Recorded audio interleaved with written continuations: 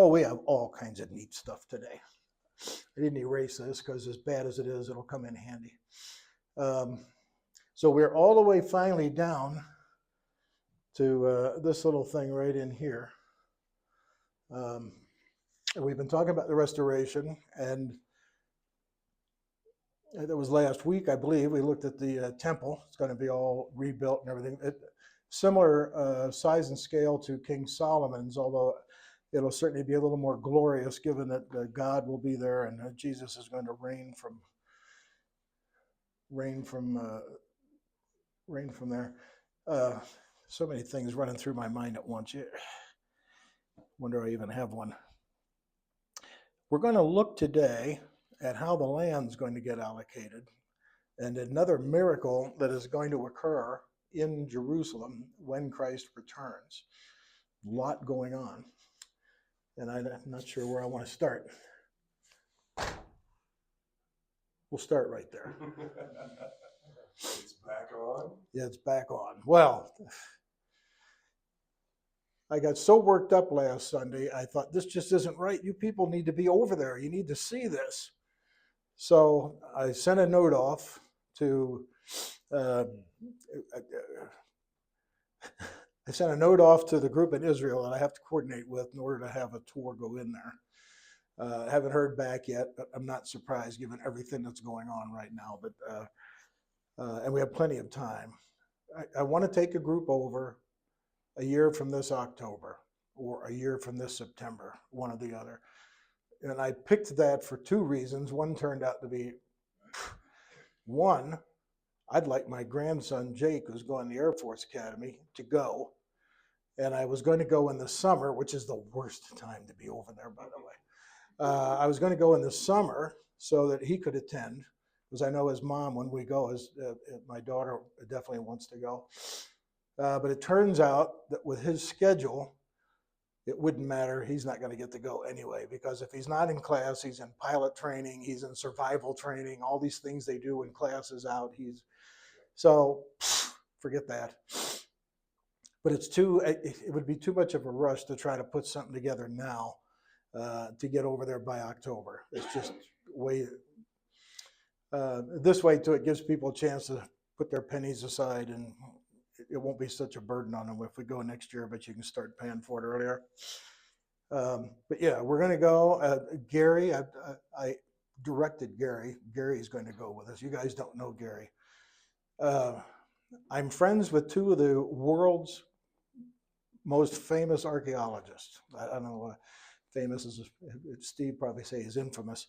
And Gary, they're both wonderful. But Steve runs all of his own tours all the time. Gary goes as a co-director, and he's going to go on mine. And you want Gary. Gary's got he's not Hebrew, but he's got such a background in Hebrew. He's been over there digging and going on tours with people, I think since the late 70s, I think. Now, he started that when he was 5, so don't worry, he's not that old. But Gary and Gail will go with us. And it's going to be just fabulous. It is just, particularly given that we will have finished our end time study by then.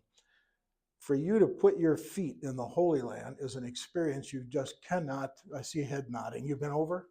Oh yeah. Oh, for years I didn't want to go, and I kept telling people I don't want to go over because what I want to see is what Jesus saw, and that's all touristy stuff now.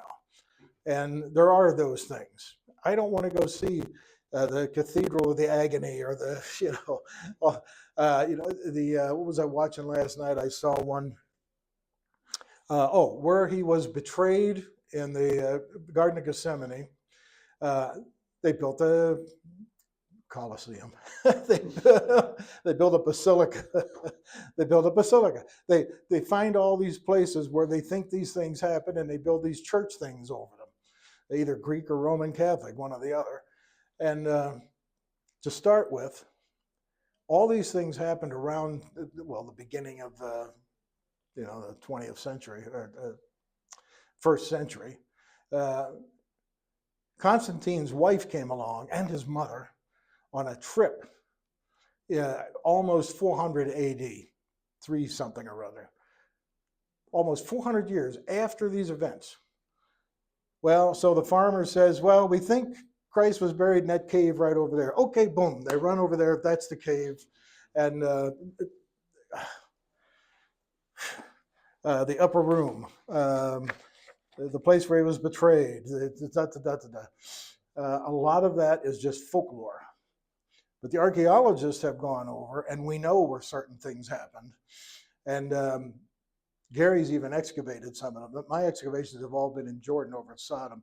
Gary's actually excavated some of these. And the guy that's done the most in the Temple Mount is a good friend of ours. He's deathly ill now.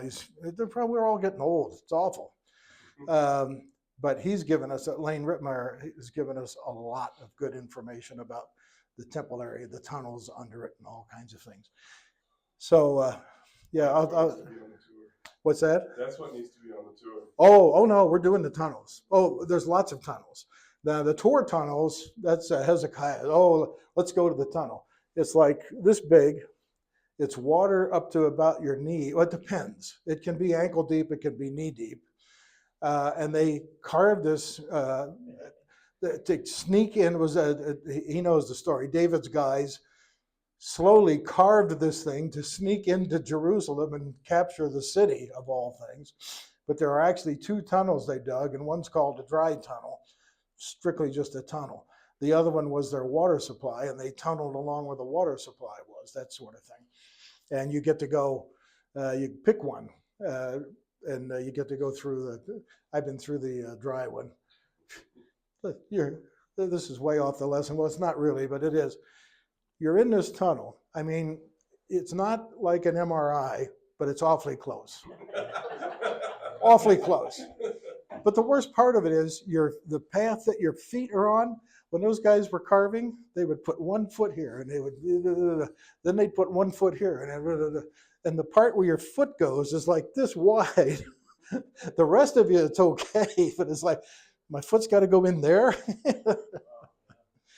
Oh yeah, no, we'll do tunnels, we'll do all kinds of things, not to mention the marketplace and so on. So we're going to be talking about the city and the assignment of the land today, and I wanted to give you a couple of things. One of the things, I handed out a map of how the land gets assigned, and when you look at, well, I've got that too. Well, we'll get back to that. When you look at the map of how the land gets assigned, you'll notice that the new, and I have other maps we're going to give you too. And I don't know, let me, does it have the, oh, okay. That's just the division of the 12 tribes. That's not the Ezekiel one, which I'm going to give you today.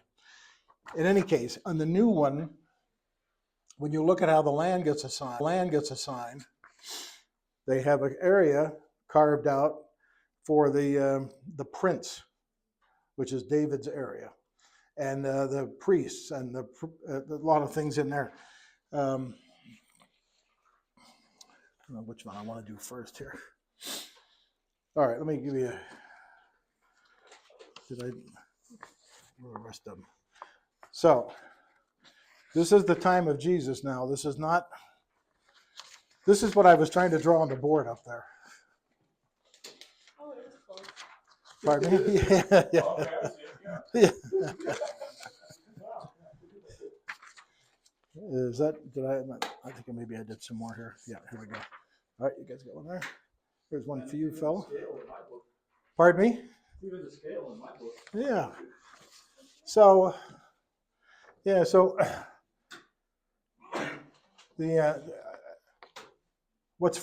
so this is the outer wall of the city. The temple is in the middle.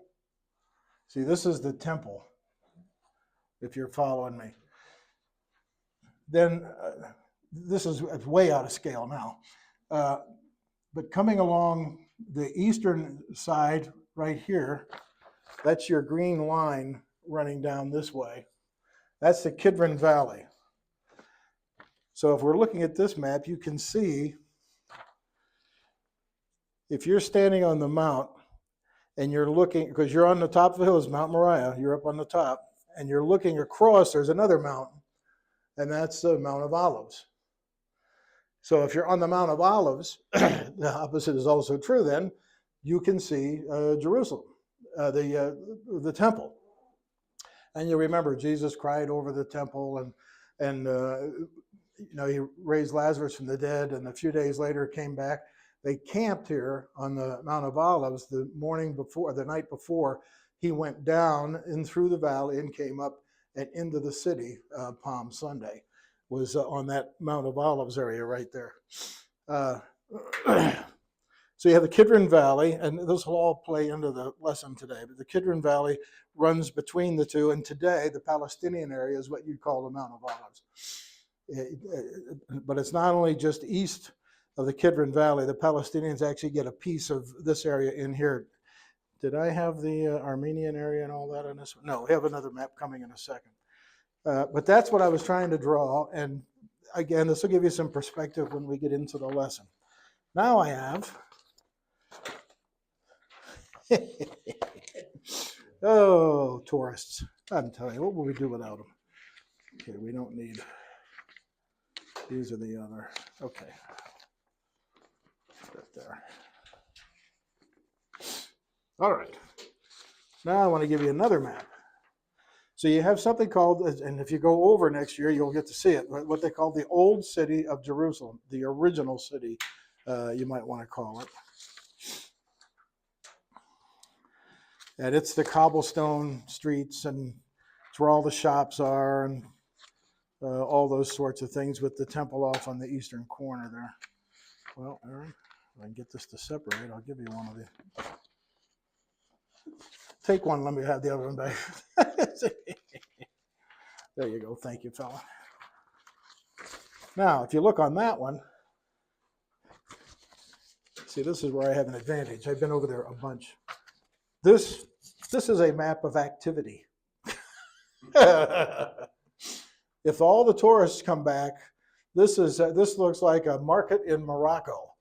I mean, it's really something.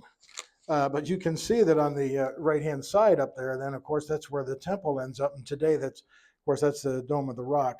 But again, the Kidron Valley is off to the right. That cemetery, it's off here. But the cemetery I was telling you about is southeast of this map. Huge cemetery. Yeah, well, there's just interesting things on here. But here's the point of these maps. We're going to look at, in fact, let me set this down. I got another map yet. Got one more map for you, I think. Or is it two? Come on. Oops. What's that right there? Okay, here's another one. All right. This will all come together, trust me. All right. This is broadly how Christ is going to reassign the geography to the 12 tribes.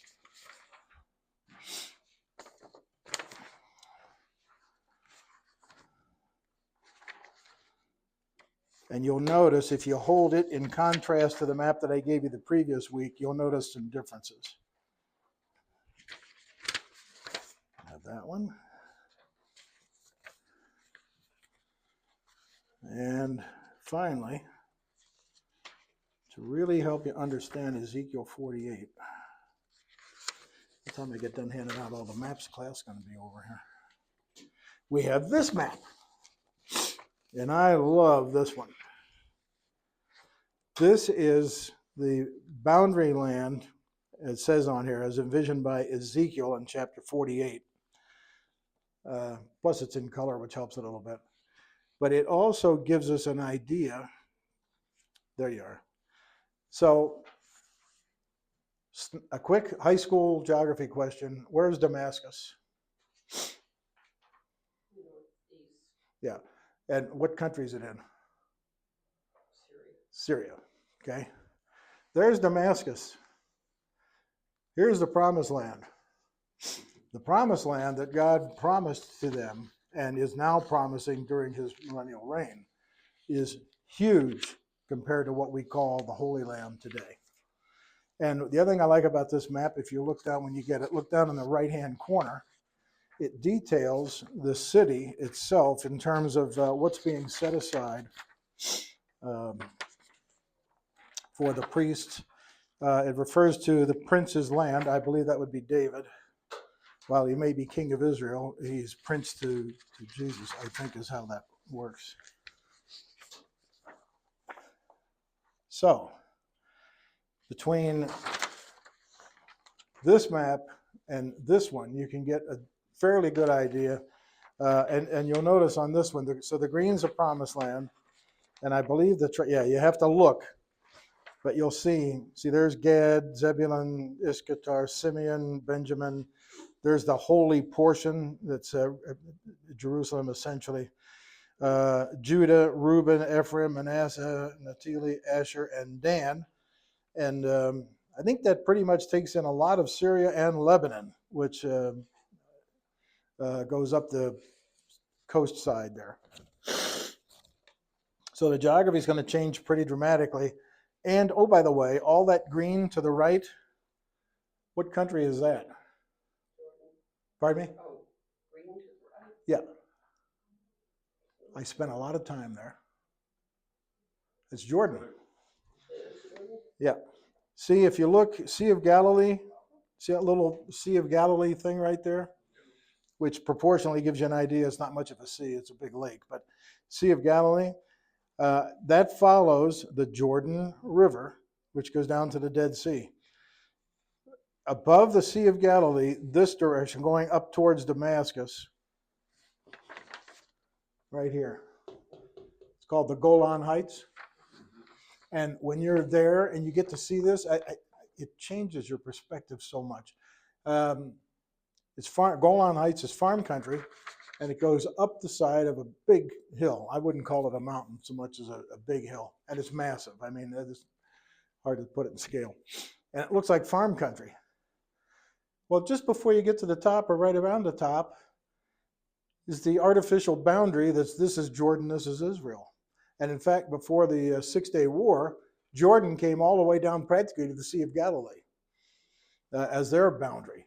And then it got pushed back, and the Jews got the Golan Heights back. Because the problem with the Golan Heights is, if you're the enemy, you have the advantage because it's high and it's wide. I mean, it's a huge area. You get to see it. But in any case, all of that and more, the green to the right, that's Jordan, and of course Syria and so on. I don't know if Turkey is in any of this or not. I don't think so.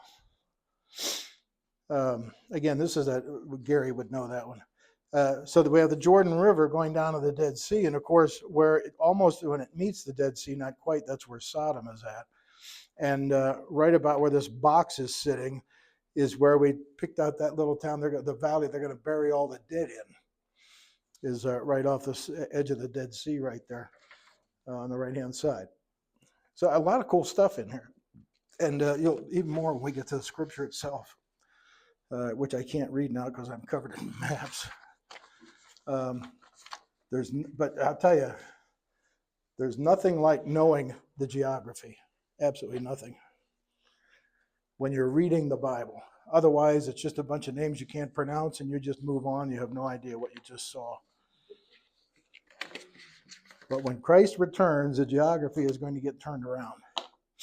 All right, so I think we're in 47. Let me move that out of the way. Yeah, there we are. Okay, I want to read, here it is. I have Zechariah, don't I? 14:8. I want to read that to you real quick. It's a short verse. On that day, now this is talking about the day when Christ returns and sets up his kingdom and so on. On that day, living water will flow out from Jerusalem, half to the east, half of it east to the Dead Sea, and half west to the Mediterranean. So that's what I wanted you to see here now. So now we're going to take our map again, this color guy right here. And we have to have two maps. That's right. Have that in one hand. And then I can pick one of these. but whatever map you want. So we're up on top of the mountain. That's the temple, right? There's going to be, read it again. It says living water. Now, this is not your water. This is living water. Will flow out from Jerusalem half to the east to the Dead Sea. So again, we're at the temple, and water's going east. That's here. Now, if you had been there to see it, it's called the Kidron Valley for a reason. It drops right straight down. I mean, there's gates and some things here, but generally speaking, this side of the temple, whoosh, goes down that way. This side of the temple goes down that way, the southern end. And is City of David on here? Yes. So when you look at this map that I've got with the Jesus thing across the top, notice the strip right in here called the City of David. It's right under the temple on the right-hand side. We see that? Okay, if you can imagine standing on sea level and looking up like this, that's the City of David. It's the side of Moriah, and it's to the very edge where the top of Moriah would begin, all of which is holy. So the city ends right where the wall going around, you can see here, where the Wailing Wall, we call it today, is going around the temple area. And of course, David's house or palace would have been up there. There's some ruins we'll take you by. Nobody actually knows, but it's the highest dwelling on that side, so it's logical that that was probably David. And then given this, and I mean, this is pretty much the slope. So then the way they worked back then, the highest of authority was here, and then the next dwelling down, like the vice president or something, and then and down the hill. Well, now we've got the captain. Was it Uriah, right? Uriah, yeah, her husband. So we got him down about 2 blocks down, and of course the homes were essentially adobe-like looking, square. They had the thatch stuff for roofs and so on, and then they'd limestone over that and so on. So, but today here in New Mexico, you got all these adobe square roof, flat roof homes going down a terrace. You live at the top. Can you see what's on the other roofs? I think so. And that's how that whole story got started. Okay, so we're at the temple. We got Mount of Olives over here, Kidron Valley, big deep thing down there. A river is going to come out and go east, and it's going to come right off the side of the hill, and it will drop down to the Kidron Valley and head south. And then eventually, as you can see on your colored map, when you come down south, there's the Dead Sea. So we have, you'll notice again in this color one, you'll see that they have the portion, holy portion signed off here. And you can see it's not that far of the Dead Sea. So Mount Moriah is up here. When you drive out of Jerusalem, fairly decent highway winds down, almost straight down, a little bit of a wind to it, but straight down, and it hits. So if you're coming down out of Jerusalem, you're gonna be winding along this way, coming down the mountain, and then you're gonna hit a T intersection. That's going to take you to Jericho, the Golan Heights, Sea of Galilee. This is going to take you down. David's stronghold is down here as an example. So is the, it's not a Masada, so it's not a biblical site, but Masada, where they all killed themselves and so on. And you come along here, and there's the Dead Sea right there. So it's not too, it's all down. I mean, it's, so you have a river pops out the right-hand side of the temple, hits the valley, and easily, it could even flood the highway. It won't, I'm sure. But and what's along this highway as you're coming down this way? Jericho sits right about both sides of the road here. What's that? The wilderness where Jesus wandered for 40 days. And it's the coolest thing to be driving along and seeing this wilderness off to your left. And then, of course, Jericho's right down there. This wilderness and some other things are going to get affected by this holy water. So he says it's going to half of it to the east to the Dead Sea, and half to the west to the Med Sea in summer and in winter. And if we head west here, that's I think that's what this is supposed to be. This is the Mediterranean. Now, it's quite a ways out yet. Again, this is not to scale, but the East Coast, Tel Aviv, as an example, is over in here. But this is the Med, and that river is going to go up. Well, when you leave on the west side of the mountain and you head towards the Mediterranean, does anybody know what biblical land you would be in? If you left Jerusalem and headed towards the Mediterranean. Gaza? No, Gaza's south. On this thing here, this isn't even going to work. Gaza's over here. It's nowhere near. But Gaza's a clue. There were 5 cities, Philistines. So you got a ridge of mountains going along. Jerusalem is up on top of one of those, Mount Moriah. As you drop off the west side of that mountain, you're in the land of the Philistines. And it flattens right out. And they grew wheat and barley and grains. The Philistines grew grains, and they were also sea peoples. So they would export in things. They would meet the Jews, David and his predecessors, who would come over the mountain with their grapes and honey and wine and their stuff, and they would trade with the Philistines for their grains and the things that they would imported from other places. So when you come off that side, that west side, you are headed through farm country all the way to the Med, and it's flat. You can look off to the right, and if you see a bump, you know that's Tel Aviv or Escalon or something, because when that land was settled, if you're living out there in flat land and you're defenseless, you build the city up so that you can defend yourself. Then over time, that becomes a mound known as a tell. And so if you see a definite change in the horizon on the western side, you're looking at a tell of some sort. And there aren't that many of those actually either. But so we have all this farmland then headed out to the Med that's also going to get this living water. And it's going to get it in summer and in winter, which I thought, oh, that's nice. And then I thought, wait a minute. What else does that tell us then? What else does that tell us? We still have seasons. Very good. There's still going to be seasons. Jesus isn't coming back and putting the earth on a 90-degree axis. And, all these miraculous things people think are going to realign the planets and all of that. No. They're going to be stuck with what the mess they created. And then he's going to begin his kingdom by putting in place living waters. And we'll read about that here. Now we're going to go over and read Ezekiel 47. Which I have right here. As I get past all the maps. So Ezekiel 47.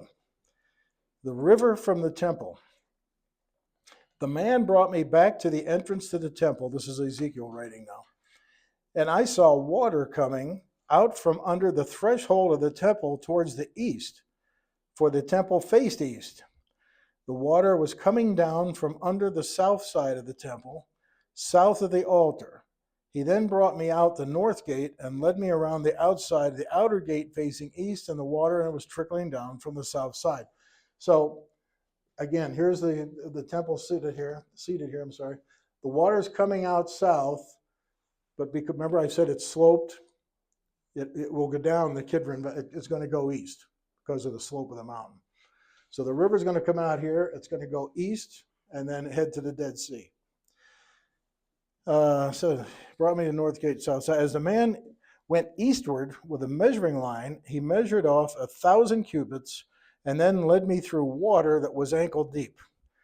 He measured off another 1,000 cubits and led me through water that was knee deep. He measured off another 1,000 and led me through water that was up to the waist. He measured off another 1,000, but now it was a river that I could not cross because the water had risen and was deep enough to swim in, a river that no one could cross. And he asked me, Son of man, do you see this? Then he led me back to the bank of the river. When I arrived there, I saw a great number of trees on each side of the river. He said to me, this water flows toward the eastern region and goes down into the Arabah, excuse me, where it enters the Dead Sea. When it empties into the sea, the salty water there becomes fresh. The dead will rise again, including the sea. This is living water. This is a special water. And when it empties into the sea, the salty water there becomes fresh. Swarms of living creatures will live wherever the river flows. There will be large numbers of fish because this water flows there and makes the salt water fresh. So where the river flows, everything will live. Fishermen will stand along the shore from En-Gedi, that's David's stronghold, from En-Gedi to En-Eglaim. There will be places for spreading nets. The fish will be of many kinds, like the fish of the Mediterranean. Now we are landlocked Israel, the eastern side. There's no ocean on that side, none. But this is going to be just like the Mediterranean. This is really some water he's using. A fish like the Mediterranean Sea, but the swamps and marshes will not become fresh. They will be left for salt. Fruit trees of all kinds will grow on both banks of the river. Their leaves will not wither, nor will their fruit fail. Every month they will bear fruit, because the water from the sanctuary flows to them. Their fruit will serve for food, and their leaves for healing. Who wants to go visit that place? Can you imagine? I mean, OMG. Wow. Then it concludes then. This is what the sovereign Lord says. These are the boundaries of the land. Oh, no, I'm sorry. We're getting into the boundaries. Sorry. We'll do that in just a second. We said in the beginning, he's going to make the Holy Land the most fertile in the world. You don't read about the holy water. You don't read about living water being anywhere but right here in Israel. It is going to be a very special place. What does it remind you of as you're reading it? Yeah. And you'll remember back with Abraham and Lot stood, between Ai and Bethel and looked down on the valley. Lot looked down there, and what did he say about it? Green and lush. Well, it reminded him green and lush, it reminded him of Egypt, and it reminded him of the Garden of Eden. Now, Lot was never in the Garden of Eden. That's an interesting, but certainly Abraham must have told him about it or something. But the Jordan Valley, which is on both sides of the Jordan River, the Jordan Valley, extremely lush, had all manner of wild animals, tigers and bears, oh my, and all these things.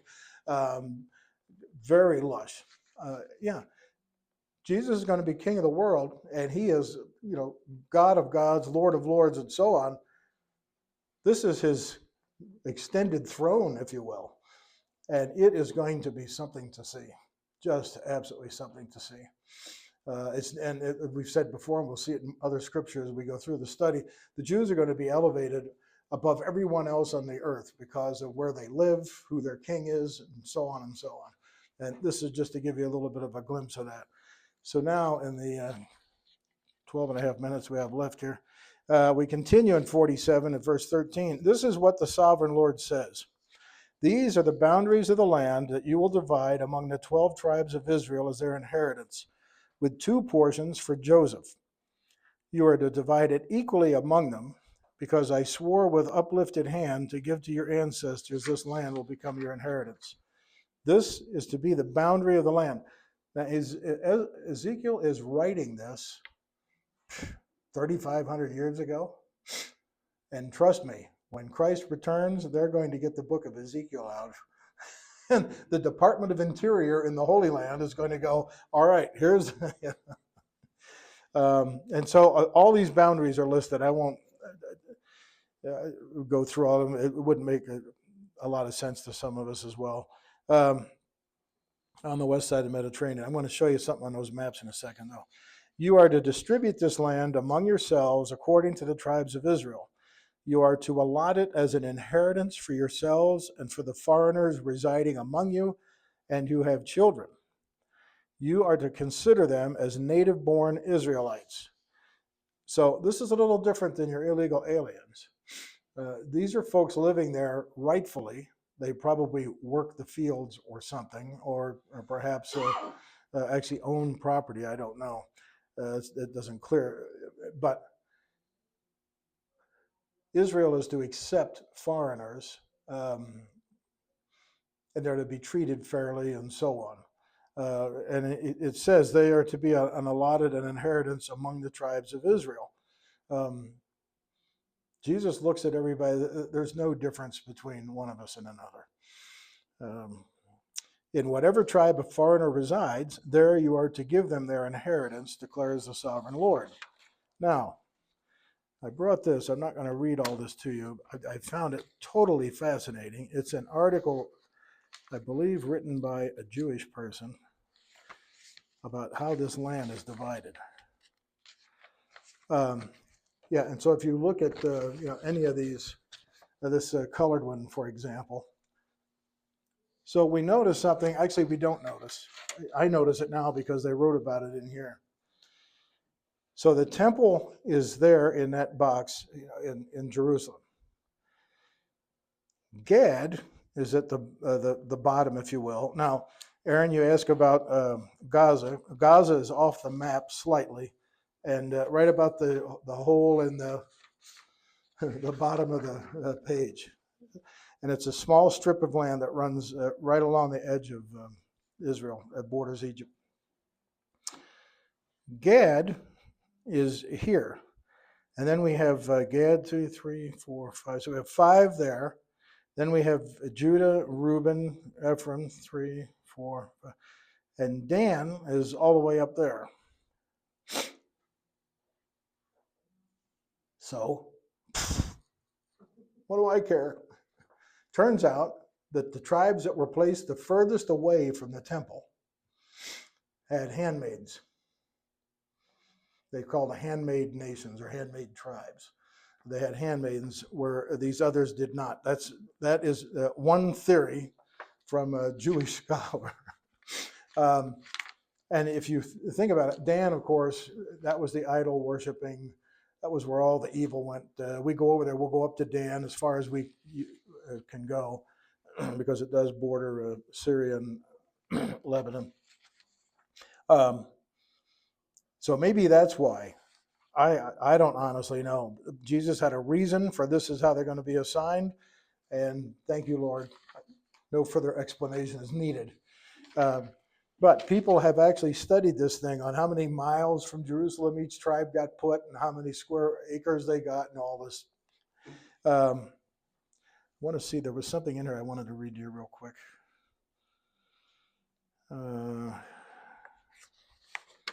That's not it.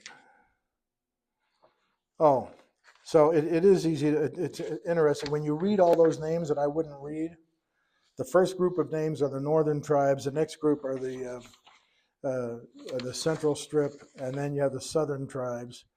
And New Jerusalem and so on. Oh, I think what I liked about this was no. All right, I'm not going to read you all this. There are some fascinating things out there about Ezekiel 48, and but I found this again. I found this Ezekiel 48 when it's even got the Hebrew description of the text, and there's an old map in here from I don't know how long ago.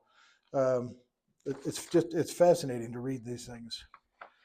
All right, so and here we go. These are the tribes listed by name. And at the northern frontier, Dan will have one portion. It will follow, and we're going to get all these names. Northern border of Damascus. So we're up the other side. So Damascus is in the promised land. Asher and Naphtali will have one territory of Reuben. Bordering the territory of Judah, I'm on verse 8. Bordering the territory of Judah from east to west will be the portion you are to present as a special gift So the Jews have to provide a gift to the Lord. It will be 25,000 cubits wide, and its length from east to west will equal one of the tribal portions. The sanctuary will be in the center of it. And so this is describing then that square box that's on your colored map. The special portion you are to offer to the Lord will be 25,000 cubits long, 10,000 cubits wide. I'll give you real measurements in a second. This will be the sacred portion for the priests. It will be 25,000 cubits long on the north, 10,000 wide on the west, 10,000 wide on the east, and 25 long on the south. In the center of it will be the sanctuary of the Lord. And so this is describing why that box looks the way it does. This will be for the consecrated priests, the Zadokites, who were faithful in serving me and who did not go astray as the Levites did. You Levites, see, Jesus doesn't forget. As the Levites did when the Israelites went astray. It will be a special gift to them from the sacred portion of the land, a most holy portion bordering the territory of the Levites. Alongside the territory of the priests, the Levites will have an allotment of 25,000 cubits long and 10,000 cubits wide. Its total length will be 25,000 cubits, and they must not sell or exchange any part of it. This is the best of the land and must not pass into other hands because it is holy to the Lord. And I'll bet there's living water in that piece of property. Then it says the remaining area, 5,000 cubits wide and 25,000 cubits long, will be for the common use of the city, for houses and for pasture land. In the city, isn't that interesting? The city will be in the center of it and will have these measurements. The north side, 4,500 cubits, the south side, 4,500, the east side, 4,500, and the west side, 4,500. So we're getting into it's square, it's balanced, it's equal, it's, whatever you want to see. The pasture land for the city will be 250 cubits in the north, south, east, and the west. What remains of the area bordering on the sacred portion and running the length of it will be 10,000 cubits on the east and 10,000 cubits on the west. This will supply food for the workers of the city. The workers from the city who farm it will come from all the tribes of Israel. So the city that Jesus is going to be living and reigning from is going to be supported by all 12 tribes. And none of them will work from home, by the way. The entire portion will be a square 25,000 cubits on each side. As a special gift, you will set aside the sacred portion along with the property of the city. What remains on both sides of these areas formed by the sacred portion and the property of the city will belong to the prince. It will extend eastward, and now we get all these measurements. But these areas running the length of the tribal portions will belong to the prince, and the sacred portion of the temple sanctuary will be in the center of them. So the property of the Levites and the property of the city will lie in the center area that belongs to the prince. The area belonging to the prince will lie between the border of Judah and Benjamin. Now, I've got to confess, I have not done a lot of research. When I read prince, I just assumed it's David. He's the king of Israel. He's restored to his throne. Jesus is the king of kings. So the prince would logically be David. That's my thinking. One of these days, I'll get off my lazy mindset and go actually dig into it. But I believe it's talking about David. Simeon will have one portion. Issachar, Zebulun, Gad, and before the land, there are the tribes. These portions declares the Lord. The gates of the city. And one of the things, and you'll see on these maps, I'm not good at gates. There are going to be 12 gates. There were 12 gates. There are always 12 gates. And a new heaven and new earth and the new city of Jerusalem, when it comes down, how many gates does it have? 12. 500 miles wide each. That's a gate. And in the new city, they're named after the 12 apostles, and the foundations are named after the elders. We'll know more when we get there. But basically what it's showing you is that it's now not Jew and Gentile. We're all children of Christ. But the gates themselves are named after, well, they're not today. You know, if you look on, that's one of the things I wanted to show you. Oh, there's two things I wanted to almost forgot.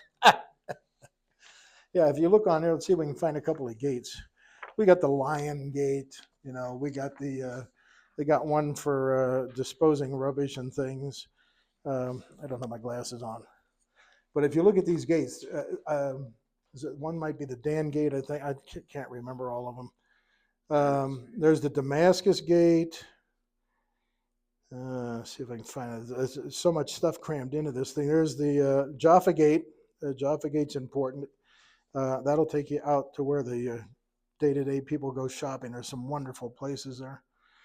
Then there's the Zion Gate. Oh, the Dung Gate. Great name, isn't it? The Dung Gate. And it's right beside the temple. How nice of them. So anyway, you can go, this is the Golden Gate, and so on and so on. Clearly not named after the apostles. I mean, the tribes of Israel. Oh, that's the foundations of the 12 apostles, not the elders, 12 apostles, sorry.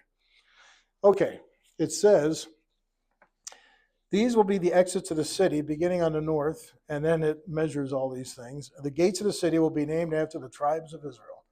Exactly what he's going to do with the new city at the end of the millennium. 3 gates in the north will be the gate of Reuben, Judah, and then the gates and so on. West side, the distance all around it, and the name of the city is going to have a name, and it isn't Jerusalem.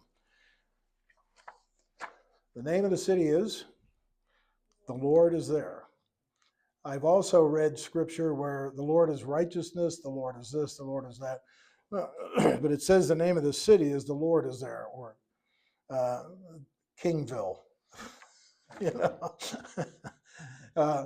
But there's others that have other. Well, if you go to Philadelphia, that's the name of the city. What's it also called? City of brotherly love. So, city of righteousness. Okay, fine, not a problem. I don't know, but you'll find several. If you look for the city name, you'll find several in Isaiah. I think maybe even Jeremiah has something in there. But Ezekiel tells us the name of the city is the Lord is there. In English. I have no idea what it is in Hebrew, but again, maybe that's something Gary could tell us. Now, I'm going to finish up right on time. I love this map, but not for the reason you think. But take a look at this map and take a look real close. What's unusual or neat about this map? Does anything jump out at you? It jumped out at me as soon as I brought it up on the computer screen. First thing I saw looking at this was the key down here. Oh, that's cool, yeah. Mosque, church, convent, synagogue. Yeah. Got it all covered. Various dwelling places, but you didn't read far enough. Comparing this to that other map, the walls have all been changed. Oh, that's possible too. I mean, the walls of the city got changed several times. One of them during the period of the Crusades. Yeah, when you go down and you go along, you see these walls today. They've got those typical English castle carve out, you know, that sort of thing. Yeah. Yeah. It looks like a medieval perimeter wall. Oh yeah, that's changed several times. Now you're all missing it. Look at the lower right-hand corner.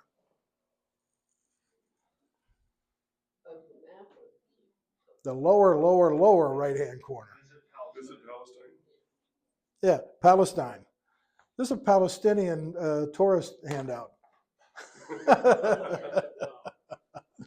And you have to remember that if you look in here, we can probably find it. There's a Palestinian quarter. It's divided up into quarters. See, if you look on the left corner here, you'll see there's the Armenian quarter. The Christian quarter, yeah, the Christian quarter is just above it. Then you come off to the right, it's the Jewish quarter, and then we should be able to see the other, where's the other name out here?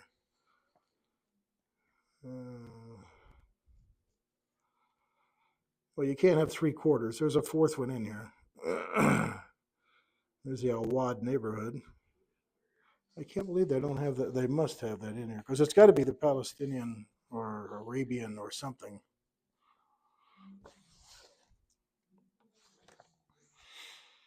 Because they all come together in one spot and it's a great place to eat. So there's your Via Dolorosa going up that way. That's a real popular tourist thing too.